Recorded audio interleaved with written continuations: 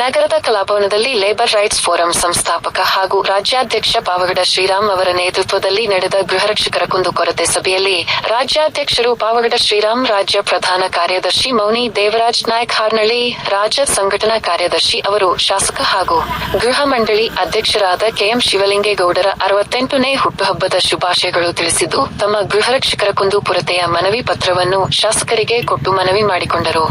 ಶಾಸಕ ಹಾಗೂ ಗೃಹ ಮಂಡಳಿ ಅಧ್ಯಕ್ಷ ಕೆಎಂ ಶಿವಲಿಂಗೇಗೌಡರು ಗೃಹರಕ್ಷಕರ ಮನವಿಯನ್ನು ಪರಿಶೀಲಿಸಿ ಅವರ ಬಗ್ಗೆ ಮಾತನಾಡಿದ್ದು, ಗೃಹರಕ್ಷಕರಿಗೆ ಪ್ರತಿ ತಿಂಗಳು ವೇತನ ಬರುತ್ತಿದೆ ಎಂದು ತಿಳಿದುಕೊಂಡಿದ್ದೆವು.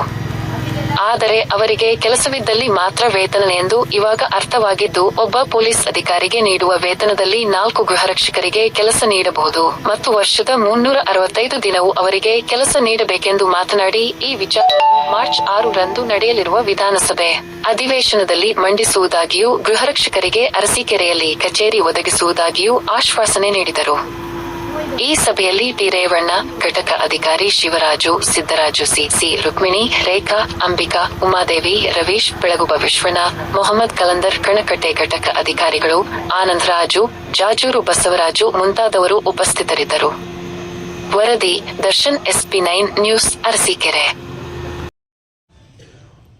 ಎಲ್ಲ ಸದಸ್ಯರ ಕುಂದುಕೊರತೆಗಳ ನಿವಾರಣಾ ಗೋಸ್ಕರವಾಗಿ ಏರ್ಪಟ್ಟಿರ್ತಕ್ಕಂಥ ಈ ಒಂದು ಅರ್ಥಪೂರ್ಣ ಸಮಾರಂಭದಲ್ಲಿ ಭಾಗವಹಿಸಿರ್ತಕ್ಕಂಥ ಈ ಒಂದು ಗೃಹರಕ್ಷಕ ದಳದವರ ಕ್ಷೇಮಕ್ಕೆ, ಅವರ ಕಷ್ಟ ಸುಖಗಳಿಗೆ ಸದಾ ಶ್ರಮಿಸ್ತಾ ಇರ್ತಕ್ಕಂಥ ಪಾವಗಡದ ಶ್ರೀರಾಮರೇ ಮತ್ತು ಲಕ್ಷ್ಮಿ ಮೇಡಮ್ ಅವರ ನಿವಾರಣೆ ಮಾಡಿ ನಿಮ್ಮನ್ನು ಡ್ಯೂಟಿಗೆ ತೆಗೆದುಕೊಳ್ಳಲಿಕ್ಕೆ ಏನೋ ಒಂದು ಮರ್ತುಬಿಟ್ಟಿದ್ದೀನಿ. ಘಟಕಗಳು ಮರ್ಜಾಗಿದ್ದು ಇಲ್ಲ ಅಲ್ಲೆಲ್ಲ ಇರಬೇಕು ಅಂತ ಏನೋ ಮಾಡಿ ಉಳಿಸಿಕೊಟ್ಟಿದ್ದು ಮಾಡಿಕೊಟ್ಟಿದ್ದು. ಈಗಲೂ ಈ ನಿಮ್ಮ ಸಮಸ್ಯೆ ನಿಜವಾಗ್ಲೂ ಅರ್ಥಪೂರ್ಣವಾಗಿದೆ. ನೀವು ಹೋಮ್ ಗಾರ್ಡ್ಸ್ ಅಂತ ಹೆಸರು ತಗೊಂಡಿದ್ದೀವಿ, ಆದರೆ ನಿಮಗೆ ತಾತ್ಕಾಲಿಕ ಏನು ಹೆಚ್ಚುವರಿ ಸರ್ಕಾರದ ಕಾರ್ಯಕ್ರಮಗಳಿಗೆ ನೀವು ಬೇಕು ಅಂದಾಗ ನಿಮ್ಮನ್ನು ಉಪಯೋಗಿಸಬೇಕು. ತದನಂತರದಲ್ಲಿ ನಿಮಗೆ ನೌಕರಿಯನ್ನು ಕೊಡದೇ ಇರ್ತಕ್ಕಂಥದ್ದು ಇದು ನಿಜವಾಗಲೂ ತಪ್ಪು. ನಾವೇನು ತಿಳ್ಕೊಂಡಿದ್ದು ಅಂದರೆ ವರ್ಷಕ್ಕೆ ಇಷ್ಟು ಅಂತ ನಿಗದಿ ಮಾಡಿ, ವರ್ಷಕ್ಕೆ ಇಷ್ಟು, ತಿಂಗಳಿಗೆ ಇಷ್ಟು ಸಂಬಳನ ನಾವು ಕೊಡ್ತೀವಿ, ವರ್ಷಕ್ಕೆ ಇಷ್ಟು ಕೊಡ್ತೀವಿ ಅಂತ ಹೇಳಿ ನಿಗದಿ ಮಾಡಿ. ನಿಮಗೆ ಹೆಚ್ಚುವರಿ ಸರ್ಕಾರಿ ಕೆಲಸಗಳಿಗೆ ಮತ್ತೊಂದಕ್ಕೆ ನೀವು ಉಪಯೋಗಿಸ್ಕೊಂಡಾಗ ಅವ್ರಿಗೆ ವಿಶೇಷ ಭತ್ಯವನ್ನು ಕೊಡಿ. ಕನ್ಸಾಲ್ಟೆಂಟ್ ಪೇನ ಮಾತ್ರ ತಿಂಗಳಿಗೆ ಇಷ್ಟು ಅಂತ ಅದು ನಿರಂತರವಾಗಿ ಬರಬೇಕು, ಇಲ್ಲಾಂದ್ರೆ ನಿಮ್ಮ ಜೀವನಕ್ಕೆ ಏನು ದಾರಿ, ನಿಮ್ಮ ಜೀವನದ ದಾರಿ. ಆಮೇಲೆ ಇವತ್ತಿನ ಈ ಭದ್ರತೆ ವ್ಯವಸ್ಥೆಯಲ್ಲಿ ಪೊಲೀಸ್ನವರು ಎಷ್ಟು ಕೆಲಸ ಮಾಡ್ತಾರೋ ಹೋಮ್ ಗಾರ್ಡು ಅಷ್ಟೇ. ಸರ್ಕಾರಿ ಕಾರ್ಯಕ್ರಮದಲ್ಲಿ ಈ ಕಡೆಗೆ ಬಸ್ ಕೊಡಬಾರ್ದು ಅಂತ ಅಡ್ಡ ಹಾಕಿರ್ತಾರೆ, ಅಲ್ಲಿ ಸಬ್ ಇನ್ಸ್ಪೆಕ್ಟರ್ ಬಂದು ನಿಮ್ಮ 3 ಜನ ನಿಲ್ಸೋತಾರೆ, ನೀವು ಡ್ರೆಸ್ ಹಾಕೊಂಡಿರ್ತೀರಿ, ಕೈ ಹೊಡಿತೀರಿ, ಅತ್ತ ಕಳಿಸ್ತೀರಿ. ಪೊಲೀಸ್ನವರಿದ್ರು ಅದೇ ಅಷ್ಟೇ ಕೆಲಸ ಮಾಡ್ತೀವಿ. ಈಗ ಪೊಲೀಸ್ನವರು ಶಾರ್ಟ್ ಇದೆ ಅಂತಾರೆ. ಇಂತಿಂಥ ನಗರ ಪ್ರದೇಶದ ಒಂದು ಇದನ್ನ ಕಾಪಾಡಲಿಕ್ಕೆ ನಿಮಗೆ ಒಂದು ಸ್ವಲ್ಪ ಪವರ್ನ ಕೊಟ್ಟು ನೀವು ಹೋಗಿ ಒಬ್ಬರು ಇನ್ಸ್ಪೆಕ್ಟರ್ ಲೆವೆಲ್ನ ಪೋಸ್ಟನ್ನ ಇಲ್ಲಿತ್ತು, ಮತ್ತು ಶ್ರೀನಿವಾಸ್ ಅಂತ ಇದ್ರು, ಈಗ ಯಾರಿದಾರೋ ಗೊತ್ತಿಲ್ಲ, ನೀವಿದ್ದೀರಾ, ಶಿವರಾಜ್ ಅಂತ ಇದ್ದೀರಾ, ನಿಮಗೂ ಒಂದು ಕಚೇರಿ ಕೊಟ್ಟು ನೀವು ಬಂದು ಆಸ್ಪತ್ರೆ ಹತ್ರಕ್ಕೆ ಪೊಲೀಸು ಇಲ್ಲ ಅನ್ನೋದು ಬಂದು ಆಸ್ಪತ್ರೆಯಲ್ಲಿ ಸಾಕು, ಹೆಚ್ಚುವರಿಯಲ್ಲಿ ಇಲ್ಲ. ಖಾಸಗಿ ರಂಗದ ಯಾವುದೇ ಏನು ಮತ್ತು ಆಸ್ಪತ್ರೆ ಅಂತ ಸರ್ಕಾರಿ ಎಲ್ಲ ಕೆಲಸಗಳಿವೆ. ಇವತ್ತಿಲ್ಲಿ ಟ್ರಾಫಿಕ್ ಕಂಟ್ರೋಲ್ ಮಾಡಿ, ಟ್ರಾಫಿಕ್ಕು ಏನಿದೆ ಇವೆಲ್ಲ ಡ್ಯೂಟಿನ ನಿಮ್ಗೆ ಕೊಡ್ಬೋದು. ಇವನ್ನ ಪೊಲೀಸ್ನವ್ರಿಗೆ 90,000 1 ಲಕ್ಷ ಸಂಬಳ ಕೊಡ್ತೀವಿ. ಆ ದುಡ್ಡಲ್ಲಿ ನೀವು 4 ಜನ ಬರ್ತಾರೆ.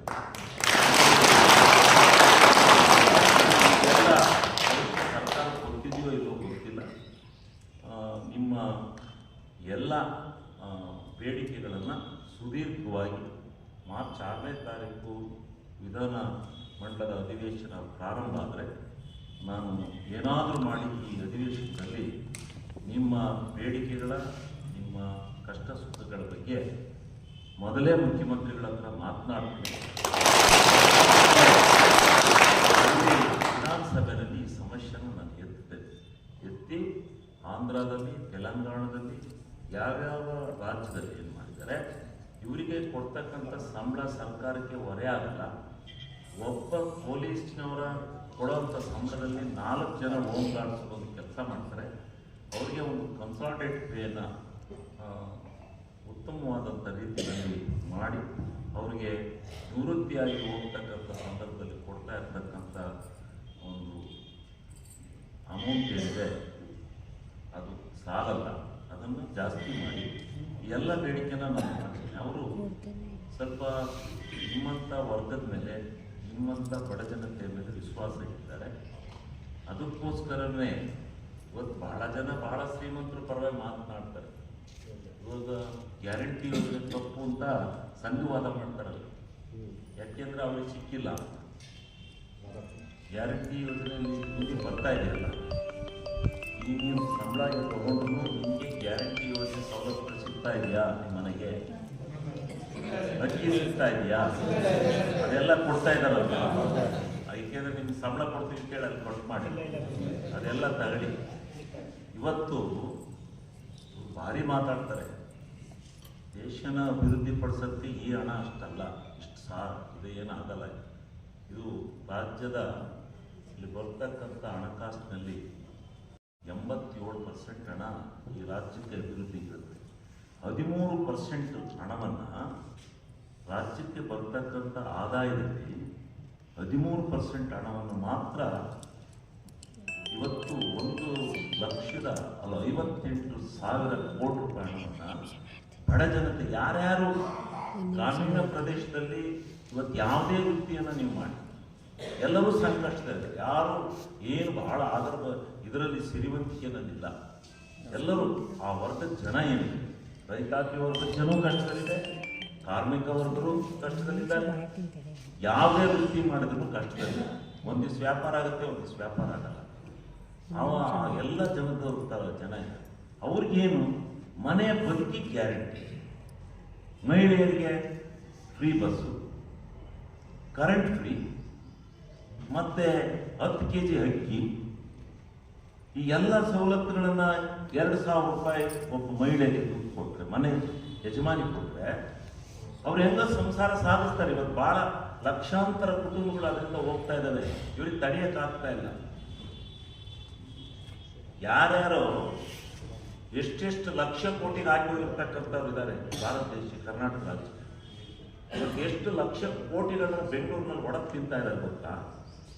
ಅಂಥದ್ರಲ್ಲಿ ಬಡವರಿಗೆ ಈ ರೀತಿ ಹಣ ಸಹಾಯ ಮಾಡ್ತಕ್ಕಂಥದ್ದು ಅವರ ಬದುಕಿಗೆ ಎಷ್ಟು ಜನ ಊಟ ಇದ್ದಲ್ಲೇ ಮನಸ್ತಾ ಇದ್ದಂಥ ಕುಟುಂಬಗಳಿದ್ದು, ಅವ್ರಿಗೆ ಉಳಿದದ್ದು ಇವತ್ತು ಅವ್ರು ಹೇಳ್ತಾರೆ, ನನಗೆ ಇನ್ನೇನು ಆದಾಯ ಬರುತ್ತೋ ಮನೆ ಖರ್ಚಿಗೆಲ್ಲ ಅದಾಗುತ್ತೆ. ಇವತ್ತು ನಾನು ದುಡಿಯೋವಂಥ ದುಡ್ಡು, ನಮ್ಮ ಮನೇಲಿ ದುಡಿಯೋವಂಥ ದುಡ್ಡೆಲ್ಲ ನಾವು ಉಳಿತಾಯ ಮಾಡಿಕೊಂಡು ಇವತ್ತು ಹಣವಂತರಾಗಿದ್ದೀವಿ. ನಮ್ಮ ಮನೆ ಖರ್ಚು ಹಿಂದೆ ನಾವು ದುಡ್ಡದ್ದೆಲ್ಲ ನಮ್ಮ ಊಟದ ಖರ್ಚಿಗೆ ಸರಿ ಹೋಗೋದು. ಇವತ್ತು ಊಟಕ್ಕೆ ನಮ್ದೇನು ದಿನನಿತ್ಯ ಖರ್ಚಿಗೆ ಎಲ್ಲ ಗ್ಯಾರಂಟಿ ದುಡ್ಡು ಆಗ್ತಾ ಇದೆ. ಬರುವಂಥ ಸವಲತ್ತುಗಳಿಂದ ನಾವು ಇದಾಗ್ತಾ ಇದ್ದೀವಿ ಅಂತ ಹೇಳ್ತಾರೆ. ಇದರಿಂದ ಬಡ ಜನರಿಗೆ, ಮಧ್ಯಮ ವರ್ಗದ ಜನಕ್ಕೆ, ನಿಮ್ಮಂಥ ನೌಕರರಿಗೆ, ಕಾಯಂ ಇರತಕ್ಕಂಥ ನೌಕರಿಗೆ ಈ ಹಣ, ಗ್ಯಾರಂಟಿ ಹಣ ಭಾಳ ಉತ್ತಮಕಾರಿಯಾಗಿದೆ. ಅದೇ ರೀತಿಯಲ್ಲಿ ಇವತ್ತು ನೀವೇನು ಮಾಡಿದಿರಿ, ಇದಕ್ಕೆ ಹೆಚ್ಚಿನ ಬಜೆಟನ್ನು ಕೊಟ್ಟು ಈ ಸಾರಿ ಒಂದು 16 ಜನದ ಸದಸ್ಯರ ಸಹಿ ಹಾಕಿ ಒಂದು 20 ನೀವು ಬನ್ನಿ, ಇಲ್ಲ ನಾನೊಂದು ಲೆಟ್ರ್ ಟೈಪ್ ಮಾಡಿಸ್ಕೊಂಡು ನಾನು ಅಷ್ಟು ಎಲ್ಲ ಮಾಹಿತಿ ಕೊಟ್ಟು ಇದನ್ನು ಮಾಡಿಸ್ಕೊಂತಾರೆ. ಒಂದು ಪತ್ರ ನಿಮ್ಗೆ ಏನೇನು ಸವಲತ್ತುಗಳಿದೆ, ನಾನು ಅದಕ್ಕೆ ಒಂದು 53 ಜನ ಸೈನ್ ಹಾಕಿಸ್ತೇನೆ. ಅಸೆಂಬ್ಲಿಲಿ ಕೂತ್ಕೊಂಡು ಹಾಕಿ ಸೈನ್ ಹಾಕ್ತಾರೆ. ಆಮೇಲೆ ನೇಮ 69 ಅಡಿ ಚರ್ಚಿತಾರೆ ತಗೊಂಡು ಸವಿಸ್ತಾರವಾಗಿ ಈ ಹೋಮ್ ಗಾರ್ಡ್ಸ್ ಕೆಲಸಕ್ಕೆ ಸೇರಿರ್ತಕ್ಕಂಥವರು ನಮ್ಮ ರಾಜ್ಯದ ಪ್ರಜೆಗಳು ನಮ್ಮ ದೇಶದ ಪ್ರಜೆಗಳು ಇವರನ್ನು ನಾವು ಒಂದು ಕನ್ಸಾಲಿಡೇಟೆಡ್ ಫೇಸ್ ಮಾಡಿದ್ರೆ ಅವ್ರಿಗೊಂದು ಗ್ಯಾರಂಟಿ ಗುರಿಯನ್ನು ಕೊಡದಿದ್ದರೆ ಅವ್ರ ಸಂಸಾರ ಏನು ಮಾಡ್ತಾರೆ, ಅವ್ರ ಮಕ್ಕಳು ಮರಿ ಗಟ್ಟಿ ಏನು, ಇದೆಲ್ಲವನ್ನು ಅವ್ರಿಗೆ ಸವಿಸ್ತಾರವಾಗಿ ನಾನು ಚರ್ಚೆ ಮಾಡಿ ವಿಧಾನಸಭೆಯಲ್ಲಿ ಆ ಮುಖ್ಯಮಂತ್ರಿಗಳ ಮನಮುಟ್ಟುವಂತೆ ಮಾಡಿ ವಿಶೇಷವಾಗಿರ್ತಕ್ಕಂಥ ನಿಮ್ಮ ಇದಕ್ಕೆ ಉತ್ತರವನ್ನು ಪಡೀಲಿಕ್ಕೆ ಪ್ರಾಮಾಣಿಕ ಪ್ರಯತ್ನ ಮಾಡೋಣ ಅಂತಕ್ಕಂಥ ಮಾತನ್ನು ಹೇಳಿ, ನೀವು 6ನೇ ತಾರೀಕು ವಿಧಾನಸಭೆ ಪ್ರಾರಂಭ ಆದಮೇಲೆ ಮೊದಲೇ 2-3 ದಿವಸ ಬ್ಯುಸಿ ಇರ್ತೀವಿ, ಬೇಡ ಬಜೆಟ್ ಮಂಡನೆ ಆಗುತ್ತೆ. 10ನೇ ತಾರೀಕು ಬಂದು ನನ್ನ ನಂಬರ್ ತಗೊಂಡು ನೀವು ಕಾಂಟ್ಯಾಕ್ಟ್ ಮಾಡಿ, ನೀವು ಏನೇನು ನಿಮಗಿರಿದೆ ಮುಖ್ಯಮಂತ್ರಿಗಳಿಗೆ ಒಂದು, ಗೃಹ ಸಚಿವರಿಗೂ 2 ಪತ್ರಗಳನ್ನು ಮಾಡಿಸ್ಕೊಂಡು ತಗೊಬನ್ನಿ. ಇನ್ನು ಅದೇ ಪತ್ರದ ಆಧಾರದ ಮೇಲೆ ನಾನು ನಿಯಮ 69ರಲ್ಲಿ ವಿಧಾನಸಭೆಯಲ್ಲಿ ಚರ್ಚೆ ಆಗ್ತೀನಿ. ಚರ್ಚೆ ಮಾಡಿ ಗಮನವನ್ನು ಕರ್ನಾಟಕ ರಾಜ್ಯದ ಜನ ಎಲ್ಲ ಏನು ತಿಳ್ಕೊಂಡಾರೆ ಅಂದರೆ ನಿಮಗೆ ಸಂಬಳ ಕೊಡ್ತಾರೆ ಅಂತ ಗೊತ್ತಿಲ್ಲ, ನನಗೇ ಗೊತ್ತಿಲ್ಲ ಈ ವಾಕ್ಯನೇ. ನೀವು ಅನೇಕ ಸಾರಿ ನನ್ನ ಹತ್ರ ಬಂದು ಕಷ್ಟ ಸುಖ ಕೇಳಿದ್ರೆ ಇದು ಹೇಳೇ ಇಲ್ಲ, ಅದೊಂದು ಹೇಳಿದರೆ ಅದೇನೋ ಇವೆಲ್ಲ ಕ್ಲೋಸ್ ಮಾಡಿ. ಹಾಸನ ಜಿಲ್ಲೆ ಅರಸೀಕೆರೆ ತಾಲೂಕಿನಲ್ಲಿ ಈ ದಿನ ನಮ್ಮ ಗೃಹ ರಕ್ಷಕರ ಕುಂದುಕೊರತೆಗಳ ಸಭೆಯನ್ನು ಕರೆದಿದ್ದಾರೆ. ಕುಂದುಕೊರತೆ ಸಭೆಯಲ್ಲಿ ಬಹಳ ಮುಖ್ಯಾಂಶಗಳು ಏನಪ್ಪ ಅಂದರೆ, ಕಳೆದ 49 ವರ್ಷಗಳಿಂದ ಈ ರಾಜ್ಯದಲ್ಲಿ ಗೃಹರಕ್ಷಕರಾಗಿ 27,000 ಜನ ಕರ್ತವ್ಯ ನಿರ್ವಹಿಸ್ತಾ ಇದ್ದಾರೆ. ಈ 27,000 ಜನ ಪ್ರಾರಂಭ ದಿಸೆಯಲ್ಲಿ ಕೆಲಸ ಮಾಡ್ತಾ ಇರೋ ಸಂದರ್ಭದಲ್ಲಿ ಯಾರು ಇಂಜಿನಿಯರು, ಡಾಕ್ಟ್ರು, ಲಾಯರು ಮತ್ತು ಸರ್ಕಾರಿ ನೌಕರರು ಆ ಸಮಯದಲ್ಲಿ ಆರ್ಥಿಕವಾಗಿ ಪ್ರಬಲವಾಗಿರೋರು ಈ ಕೆಲಸ ಮಾಡ್ತಾಯಿದ್ರು. ಹಾಗಾಗಿ ಆವಾಗ ಇದನ್ನು ನಿಷ್ಕಾಮ ಸೇವೆ, ಸ್ವಯಂ ಸೇವೆ ಅಂತಲೇ ಕರಿತಾ ಇದ್ರು. ಕಾಲಕ್ರಮೇಣ ಇಷ್ಟು ವರ್ಷಗಳ ಬದಲಾವಣೆಯಲ್ಲಿ ಯಾವ ಸರ್ಕಾರಿ ನೌಕರು ಕೆಲಸ ಮಾಡ್ತಿದ್ರು, ಯಾವ ಅಡ್ವೊಕೇಟ್ಸು, ಇಂಜಿನಿಯರು, ಡಾಕ್ಟ್ರುಗಳು ವೃತ್ತಿಪರತ ಆರ್ಥಿಕವಾಗಿ ಸಮರ್ಥವಾಗಿರಲ್ಲ ಕೆಲಸ ಮಾಡ್ತಿರೋರೆಲ್ಲ ಇದರಿಂದ ವಾಪಸ್ ಹೋದರು. ಇಡೀ ರಾಜ್ಯದಲ್ಲಿ ಈಗ ಕೇವಲ 34,000 ಜನ ಲಾಯರ್ಸ್ ಇದ್ದಾರೆ, 8 ಜನ ಡಾಕ್ಟರ್ಸ್ ಇದ್ದಾರೆ, ಬೆರಳೆಣಿಕೆ ಎಷ್ಟು ಸರ್ಕಾರಿ ನೌಕರಿದ್ದಾರೆ. 27,000 ಜನ SLC PUC ಡಿಗ್ರಿ ಪಾಸ್ ಮಾಡಿಕೊಂಡು ನಮ್ಮ ಜೀವನ ಬದುಕು ಕಟ್ಕೋಬೇಕು ಅನ್ನೋ ಒಂದು ಕಾರಣಕ್ಕೆ ಇದೇ ಒಂದು ಕೆಲಸ ಅಂತೇಳಿ, ಇದೇ ಒಂದು ಅಪಾಯಿಂಟ್ಮೆಂಟ್ ಅಂತೇಳಿ ಸೇರ್ಕೊಂಡಿರೋರು 27,000 ಜನ ಇದ್ದಾರೆ. ಈ 27,000 ಜನದಲ್ಲಿ 4,555 ಜನ ಮಹಿಳೆಯರಿದ್ದಾರೆ. ಇಷ್ಟು ದೊಡ್ಡ ಸಂಖ್ಯೆ ಗೃಹರಕ್ಷಕರು ರಾಜ್ಯದಲ್ಲಿ ನಾವು ಕೆಲಸ ಮಾಡ್ತಾ ಇದ್ದೀವಿ. ನಮ್ಮ ಬದುಕು ನಮ್ಮ ಏನಾಗಿದೆ, ನಮ್ಮ ಜೀವನ ಏನಾಗಿದೆ, ಬಹಳ ಕಷ್ಟಕರದಲ್ಲಿದೆ. ಕಾರಣ ಏನು? ಕರ್ನಾಟಕ ರಾಜ್ಯ ಸರ್ಕಾರ ಗೃಹರಕ್ಷಕರ ಕರ್ತವ್ಯನ ಕೇವಲ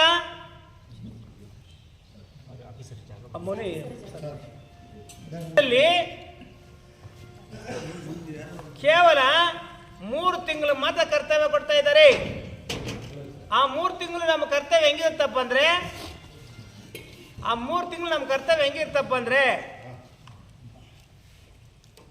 ಅವ್ರು ಬೇಕಾದಾಗ ಸರ್ಕಾರದ ಬಂದೋಬಸ್ತುಗಳು, ಜಾತ್ರೆಗಳು, ದಸರಾ ಹಬ್ಬ, ಗಣೇಶ ಜಯಂತಿ, ಮೊಹರಮ್ಮು, ರಂಜಾನು ಇಂಥ ರಾಷ್ಟ್ರೀಯ ಹಬ್ಬಗಳು, ರಾಜ್ಯ ಸರ್ಕಾರದ ಕಾರ್ಯಕ್ರಮಗಳಿಗೆ ಆ 3 ತಿಂಗಳು ಏನು ನಮ್ಮ ಕರ್ತವ್ಯ ಇದೆ ಅವರು ಬೇಕಾದಾಗ ಕರೀತಾರೆ.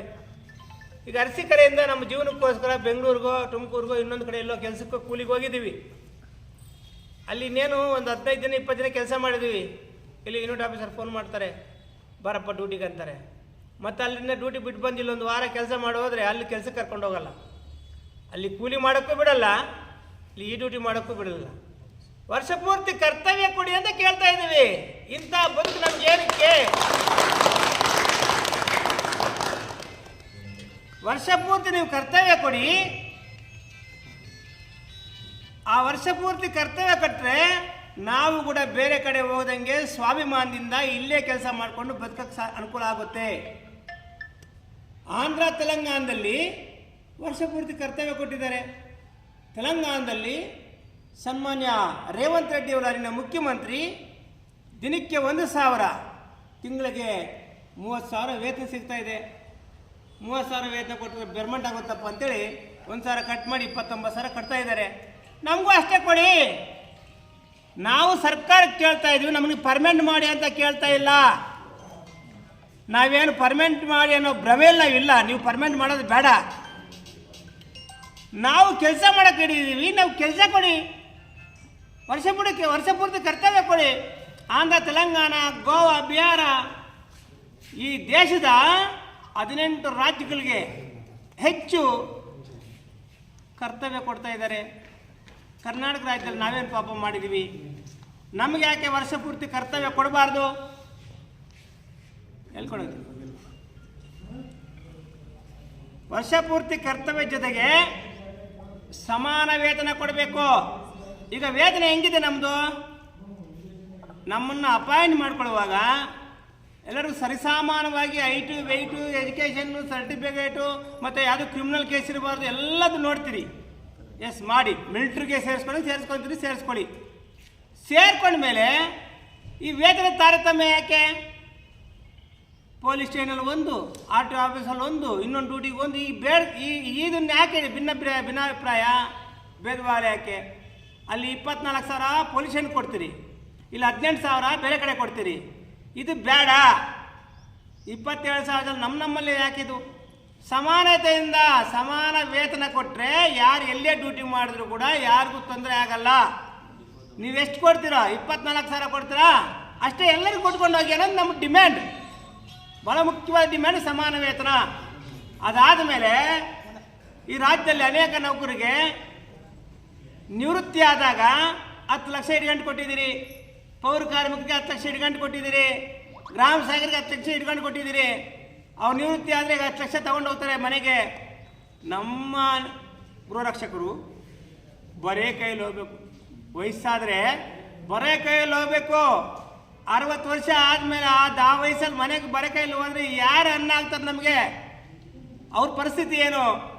ಅದಕ್ಕೆ ಏನು ಸರ್ಕಾರಕ್ಕೆ ನಾವು ಒತ್ತಾಯ ಮಾಡ್ತಾ ಇದ್ದೀವಿ, ನಿವೃತ್ತಿ ಆದವರಿಗೆ 10 ಲಕ್ಷ ಇಟ್ಕೊಂಡು ಕೊಡಬೇಕು. ಆಕಸ್ಮಿಕ ಆಗುವಾಗ ಮರಣ ಆದಾಗ ಬೇರೆಯವ್ರಿಗೆಲ್ಲ ಏನು ಮಾಡ್ತಾ ಇದ್ದೀರಿ? ಅವರು ಒಂದು ಸಾರಿ ಅಪಾಯಿಂಟ್ ಆದರೆ 60 ವರ್ಷವರೆಗೂ ಅವರು ಎಲ್ಲೇ ಸತ್ರು ಕೂಡ ಅವರಿಗೆ ಸರ್ಕಾರಿ ಕೆಲಸ ಕೊಡ್ತೀರಿ, ಮತ್ತೆ ಪರಿಹಾರ ಕೊಡ್ತೀರಿ, ಇನ್ನೊಂದು ಕೊಡ್ತೀರಿ. ನಮಗೇನು ಮಾಡಿದಿರಿ? ಮೊನ್ನೆ ಬಡ್ಜೆಟಲ್ಲಿ ಹಿಂದಿನ ಬಡ್ಜೆಟಲ್ಲಿ ನಮಗೇನು 10 ಲಕ್ಷ ಕೊಡ್ತೀವಿ ಅಂತ ಹೇಳಿದ್ರಿ. ಆಕಸ್ಮಿಕ ಮರಣಕ್ಕೆ ಗೃಹರಕ್ಷಕ್ಕೆ 10 ಲಕ್ಷ ಇಡ್ಗಂಟು ಅಂತ ಟಿ ವಿಯಲ್ಲಿ ತೋರಿಸಿದ್ರಿ. ಆದರೆ ಈಗ ನಾವು ತಗೊಳಕ್ಕೆ ಹೋಗ್ತಾ ಇದ್ರೆ ಎಷ್ಟು ಅಡ್ಡ, ಆನ್ ಡ್ಯೂಟಿಯಲ್ಲೇ ಸಾಯ್ಬೇಕಂತೆ. ಅಂದರೆ ನಾವು ಲಾಟಿ ಇಟ್ಕೊಂಡು ಯೂನಿಫಾರ್ಮ್ ಹಾಕ್ಕೊಂಡು ಸತ್ರ ಮಾತ್ರನಾ? ಆಕಸ್ಮಿಕವಾಗಿ ಡ್ಯೂಟಿ ಮುಗಿಸ್ಕೊಂಡು ಬೈಕಲ್ಲಿ ಸತ್ರ ಏನಾಗಬೇಕು? ಒಂದು ವೇಳೆ ಮನೆಯಿಂದ ಡ್ಯೂಟಿಗೆ ಬರೋವಾಗ ಸತ್ರ ಏನಾಗಬೇಕು? ಅದು ಡ್ಯೂಟಿ ಅಲ್ವಾ? ಸರ್ಕಾರಕ್ಕೆ ನಾವು ಒತ್ತಾಯ ಮಾಡ್ತಾ ಇದ್ದೀವಿ, ಈ ರೀತಿ ಕಾಟಾಚಾರದ ಕೊಟ್ಬಿಟ್ಟಿದ್ದೀವಿ 10 ಲಕ್ಷ ಇಟ್ಕೊಂಡ್ರೆ ಅಂತ ಸುಮ್ಮನೆ ಆದೇಶ ಬೇಡ, ಕೊಡೋದು ಪ್ರಾಮಾಣಿಕವಾಗಿ ಕೊಡಿ. ಈ ಹಿಂದೆ ನೀವೇನು 10 ಲಕ್ಷ ಇಟ್ಕೊಂಡು ಮಾಡಿದ್ರೆ ತಿದ್ದುಪಡಿ ಮಾಡಬೇಕು. ಈ ಬಡ್ಜೆಟ್ಟಲ್ಲಿ ಅದನ್ನು ತಿದ್ದುಪಡಿ ಮಾಡಿ ಗೃಹರಕ್ಷಕರು ಅಪಾಯಿಂಟ್ಗೆ ಸೇರ್ಕೊಂಡ ಮೇಲೆ 60 ವರ್ಷದಲ್ಲಿ ಅವ್ರು ಹೆಂಗೆ ಸತ್ತರು ಕೂಡ ಅವ್ರಿಗೆ 10 ಲಕ್ಷ ಇಟ್ಕೊಂಡು ಮನೆಗೆ ಸೇರಬೇಕು. ಅದು ನಮ್ಮ ಡಿಮ್ಯಾಂಡ್ ಸರ್ಕಾರಕ್ಕೆ. ಅದು ಬಿಟ್ಟು ನೀವು ಲಾಟಿ ಹಿಡ್ಕೊಂಡು ಆನ್ ಡ್ಯೂಟಿಯಲ್ಲಿ ಹಂಗೆ ನಿಂತ್ಕೊಂಡು ಸಾಯಪ್ಪ ಅನ್ನೋ ಥರ ಇದೆ ನಿಮ್ಮ ಕತೆ. ಅಂದರೆ ನಾವು ಆ 10 ಲಕ್ಷಕ್ಕೋಸ್ಕರ ಆ ಲಾಟಿ ಇಟ್ಕೊಂಡು ನಿಂತ್ಕೊಂಡು ಹಂಗೆ ಸತ್ತೋಗ್ಬಿಡ್ಬೇಕಾ? ಏನಿದಿನ ಅನ್ಯಾಯ ಇದು? ಅಧಿಕಾರದಲ್ಲಿ ಇದ್ದೀರಲ್ಲ ನೀವು, ಸನ್ಮಾನ್ಯ ಮುಖ್ಯಮಂತ್ರಿಗಳು ಹಿಡ್ಗಂಟೆ ಅನೌನ್ಸ್ ಮಾಡಿದ್ರು. ನೀವು ಅಧಿಕಾರಿಗಳು ಕಾನೂನು ಬಲ್ಲವರು ಅದನ್ನು ಟೈಪ್ ಮಾಡುವಾಗ ನೀವು ಮಿಸ್ಟೇಕ್ ಮಾಡಿ ಅದನ್ನೇ ಈಗ ನಮ್ಗೆ ರೆಸಲ್ಯೂಷನ್ ಕೊಟ್ಟಿದ್ದೀರಲ್ಲ. ಈ 27,000 ಜನ ಹೃದಯ ಹಿಂಡ್ತಾ ಇದ್ದೀರಿ ನೀವು. ನಮ್ಮ ನೋವು ನಿಮ್ಗೆ ಅರ್ಥ ಆಗ್ತಾ ಇಲ್ಲ, ನಮ್ಮ ಬದುಕಲಿಗೆ ಅರ್ಥ ಆಗ್ತಾ ಇಲ್ಲ. ಸ್ವಾಭಿಮಾನ ಸಾಯಿಸ್ಕೊಂಡು ನಾವು ಬದುಕಬೇಕಾಗಿದೆ. ತುಂಬ ನೋವಲ್ಲಿ ಹೇಳ್ತಾ ಇದ್ದೀವಿ. 27,000 ಜನ ಗೃಹರಕ್ಷಕರು ಇವರೆಲ್ಲ ಬಡ ಕುಟುಂಬದಿಂದ ಬಂದವರು. ಇವರು ಶ್ರೀಮಂತರಲ್ಲ. ಶ್ರೀಮಂತರಾಗಿದ್ದರೆ ಗೃಹರಕ್ಷಕ ಕೆಲಸಕ್ಕೆ ಏನು ಮಾಡ್ತಿದ್ರು ಅಂತ ಸರ್ಕಾರ ಯೋಚನೆ ಮಾಡಬೇಕಲ್ವಾ?